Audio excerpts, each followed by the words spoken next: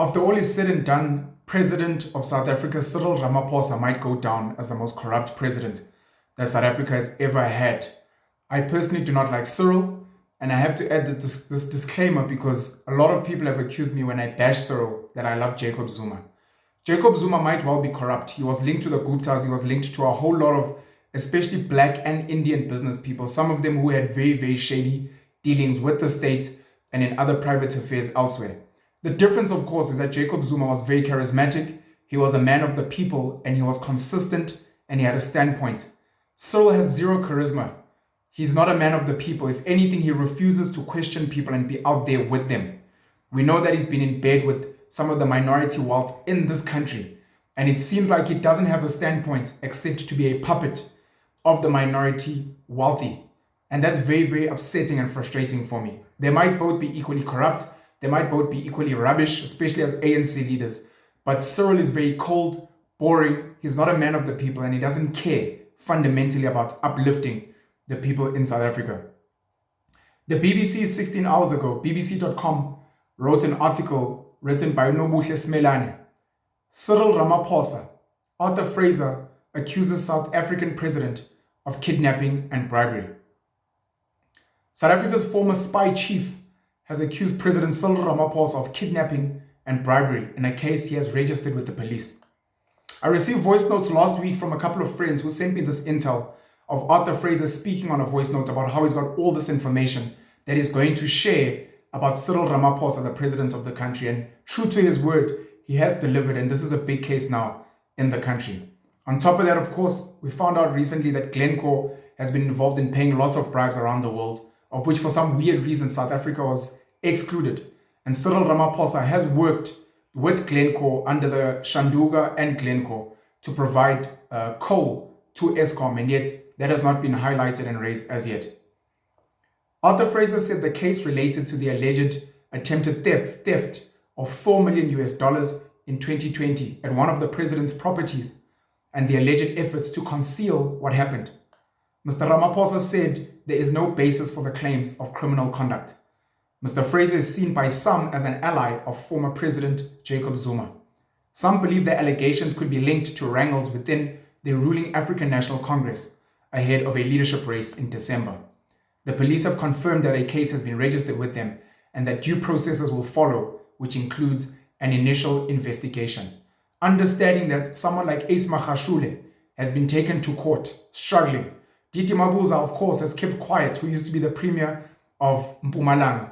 And we know that he decided at the last minute to vote with Cyril Ramaphosa when he became president of the ANC. And then obviously became president of the country. Supra Mahumapilo, who was the premier of the Northwest. The three men were known as the Premier League. Ace Magashule being the premier of the Free State, Didi Mabuza and Mpumalanga. And then in the Northwest, you had Supra Mahumapilo, who was the premier there. They were known as the Premier League, who got to decide who would be the next ANC president. Usupra has since left office. In a statement, he alleged that criminals broke into a farm in Limpopo province in February 2020 to steal more than $4 million, which comes out to about 60 million rand. They were then detained and interrogated on the property and paid to keep quiet about what had happened, the statement alleges. In response, Mr. Ramaphosa's office confirmed that there was a robbery at his farm in Limpopo in which proceeds from the sale of game were stolen. Some of the questions that have been raised is, do we not have FICA laws or some other laws from the South African Reserve Bank about the maximum amount of cash one can keep on their property? And was Cyril Ramaphosa not violating this by having 60 million rand on a property, going against South African law on how much money you can keep in physical cash? The president, who was out of the country at the time, reported the incident to the police's Presidential Protection Unit. The statement from his office said, he stands ready to cooperate with any law enforcement investigation of these matters, it added. After running the SSA, Mr. Fraser went on to head the country's prison service. Last September, he was responsible for ordering Jacob Zuma's release on medical parole nearly 2 months into his 15-month prison sentence for contempt of court, a decision which was criticized by many South Africans. He has also been accused of enabling graft while he was running the SSA by witnesses at an inquiry into corruption in the country during the Zuma presidency known as the Zondo Commission. Mr. Fraser has accused the witnesses of lying about him. I think I'll stop there for now. So Shanduka, as some of you may know, Cyril had to give up his business interests to become president, and he handed over his company to a gentleman known as Phuthuma Nhleko, who used to be the chairman and also the CEO of the MTN cell phone network group. As far as I'm concerned, Shanduka is currently being babysat by Phuthuma under his investment company called Pembani until Cyril Ramaphosa leaves office. Wikipedia says Shanduka Group was a South African investment holding company that has interests in extractive resources, telecommunications, food and beverage, property, financial services, energy and industrial sectors. It was founded by the current South African president, Cyril Ramaphosa. The chief executive officer was Phuthi Mahanyele. Phuthi has since moved on to be the chief executive officer of the Afrikaans Naspers, which has delisted from the Johannesburg Stock Exchange and now sits on the stock exchange in Amsterdam because it became too big to be on the Johannesburg Stock Exchange. In November 2017, Shanduka Group was indicted in the Paradise Papers as one of the few South African companies working with Investec to dodge taxes on profits made from an energy deal in Mozambique by offshoring money to Mauritius. Phuthuma Nhleko, under the stable of Pembani, owns various mines, also owns a stake in Engine, the petroleum, the petrol company, the fuel service station that you guys know. Under Pembani, there's a brief history of Shanduka because I can't get onto the Shanduka website anymore. Shanduka's broad-based ownership demonstrated its commitment to empowerment and transformation. Part of its shareholding was held by trusts that invest in education and small business development. Total black ownership was 51%, of which an 18% shareholding was held by broad-based trusts. I've realized this is Patrice Motsipe's secret weapon. He goes around setting up trusts for the benefit of employees and other stakeholders in companies, and then he becomes the chair of those trusts on behalf of the people. That's how he got into Sanlam. That's how he's gotten into other companies. And then from there, he ends up creating a good profile for himself with these companies, and he ends up getting a stake for himself under his company, African Rainbow Minerals, and also now African Rainbow Capital, of which under, I think, ARC, there's Batu Pili or something like that, which is his company, which looks after these trusts on behalf of the black stakeholders. And then he liaises with these white companies. In 2004, Shanduka Group launched the Shanduka Foundation, now named the Cyril Ramaphosa Foundation, committed to spend 100 million rand on corporate social investments over 10 years. The Cyril Ramaphosa Foundation had various entities through which it carried out its social investments, including the Adopt a School Foundation, Black Umbrellas, Cyril Ramaphosa Education Trust, and Shanduka Internships. And for those of you who understand non-profit organizations, a lot of these companies use them to try and lower their tax burden. And then a lot of money laundering goes through there. And the other interesting thing is that a lot of these companies don't use their own money. They use money from funders to make sure that they pay lower tax. Shanduka was a spin-off from a company known as NAIL. I want to get the full name. New Africa Investments Limited. The company was catapulted into the limelight as a BEE forerunner in 1993, all the way in 1993, before Nelson Mandela became president in 94, with Sanlam's decision to sell 10% of MetLife to Corporate Africa, a consortium led by Dr. Ntado Motlana. This was achieved by injecting Corpuff's assets, the New Nation newspaper, and a stake in MTN. I mentioned that Phuthuma Nhleko under Pembani owned the stake in MTN into Methold. Methold's name was changed to New Africa Investments Limited, NAIL, which was then listed at the time. This is from an article from iol.co.za written on the 25th of July, 2004. The heading is The Real Tale of NAIL's Black Empowerment, Still to be Told. One of the things I wanted to highlight here, besides the fact that Cyril Ramaphosa created Shanduka as a spin-off from here.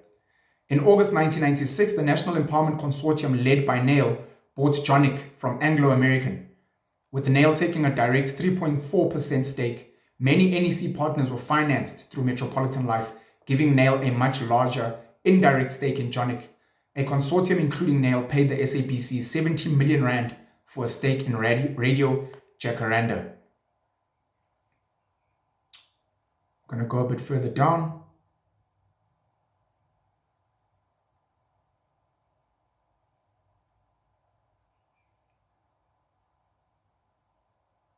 can read this article for yourself. If you want to be reading this on YouTube or maybe even on Facebook, I'm going to try and post the links to these articles. But if you are listening, then you'll hear them out. Zuma, as chief executive of NAIL, initiated the final disposal of the remaining media assets after unsuccessful merger attempts with Jonik Media and Kagiso Media. Kagiso Media is co-owned by Remgro, Johan Rupert. If you guys can look up the company structures, Zuma is one of the biggest BEE beneficiaries of the time, a good friend of Cyril Ramaphosa, and as a chief executive of NAIL, he went on to also build his own Safiga Investments. I see I'm running out of space. I wanted to keep this under 15 minutes. Cyril Ramaphosa obviously was born in Johannesburg. His family lived in Soweto in 1962, where he attended Tsilidzi Primary School. He completed high school in Mpapuli High School in Venda. Went to the University of the North, got involved in student politics and the Black People's Convention. While a law clerk for a Johannesburg firm of attorneys, he studied through UNISA, obtaining his BProc degree in 1981. He joined the Council of Unions of South Africa as a legal advisor. And then at the request of the Council of Unions, he founded the National Union of Mine Workers with James Mutlatsi and Elijah Barai. He was instrumental in building NUM from a membership of 6,000 people to 300,000, and they led mine workers into one of the biggest strikes in South Africa's history in 1987. He was the General Secretary of the ANC, and at some point President Nelson Mandela wanted him to take over the ANC after him, but he was snubbed by Thabo Mbeki, and then he went into business. I just want to read some of his other profiles here, which are quite important. Following South Africa's first democratic elections on the 27th of April 1994, he became a member of parliament and was elected as chairperson of the Constitutional Assembly. In that position, he was responsible for overseeing the drafting of South Africa's internationally acclaimed first democratic constitution. Very important. On top of that, he also became the chair of the BEE Commission. I think it may have been in 1996, of which then himself and some of his friends and his brother-in-law Patrice Motsepe and his other brother-in-law Jeff Radebe have ended up being beneficiaries of some of the things they came up with there. In December 2017, he was elected 13th ANC president at the 54th National Conference. President Cyril Ramaphosa was sworn in as President of the Republic of South Africa on Thursday, 15 February 2018, following the resignation of President Jacob Zuma. There's some other stuff I wanted to go into here, but I don't think I'll have time. I'll just end with this. Cyril Ramaphosa, this was written by mybroadband.co.za on August 2021 on the 1st. Cyril Ramaphosa is not only the South African president, he is also one of the wealthiest people in the country, with an estimated wealth of 6.6 billion rand. Just to go down a bit further, one of Cyril's biggest business deals came in March 2011 when McDonald's Corporation announced that he was the new development licensee for South Africa. Other brands in the Shanduka stable included MTN, Coca-Cola, Standard Bank, Alexander Forbes, the Liberty Group, Bidvest, and Seacom. Ramaphosa also held many board positions, including chairman of Bidvest, Mondi and MTN, and non-executive directorships at Max Steel, Alexander Forbes, which is now owned by Patrice Motsepe, SAB Miller, and Standard Bank, of which Zuma was involved as well. For me, I'd like to find out what political incentives has Cyril given to all of these companies. Who are his friends there? Were they responsible to fund him for his presidential campaign? And how much corruption has this guy been involved in as a president of this country and even before that? Penuel the Black Pen, I love you guys very much. Cheers.